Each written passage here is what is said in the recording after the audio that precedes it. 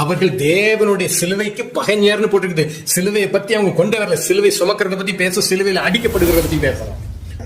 அந்த அபிஷேகத்துல நீங்க நிறைந்து நிற்கும் போது உங்களுக்கு மண்ணுக்கானவைகளை குப்பையா தெரியும். அதுதான் பவுல் சொல்றாரு, எனக்கு லாபமா இருந்த வேலை நான் நஷ்டமும் குப்பையுமா என்றார்.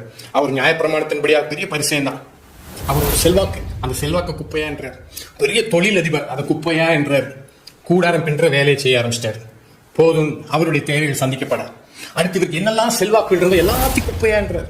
அவர் அந்த அறிவை மட்டும் மெயின்டைன் பண்ணியிருந்தா அந்த சமூகத்தில் அவர் ஒரு ஸ்ட்ராங்கஸ்ட் பர்சனா இருப்பார். முக்கிய புள்ளின் வழியா நம்ம இன்னைக்கு நம்ம சபைகளில் சிலதெல்லாம் ரிப்பன் கட் பண்றதுக்கு வருவாங்க. முக்கிய புள்ளிகளுக்கு பெரிய கொட்டா மீசை வச்சுட்டு பெரிய மோதிரத்தை போட்டு தடிக்கு ஒரு பிரேஸ்லெட்டை போட்டு கட் பண்ண வருவாங்க. ஏன்னா அவர் தான் முக்கிய புள்ளியா.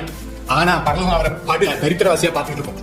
ஆண்ட சமூகத்தில் அவர் ஒரு படு ஆதிக்குரிய தரித்திரவாசியா இருப்பாரு. நீங்க உலகத்துல ஒரு பெரிய காரணம் வந்து அவரை நீங்க கட்டிங் பண்ண விடுவீங்க. நல்லா கவனிங்க. அளவுக்கு அடுத்து சிந்திக்க ஆரம்பிச்சீங்கன்னா இதெல்லாம் மண்ணானவைகளை குறித்து உங்களுக்கு எந்த எண்ணமும் இருக்கு.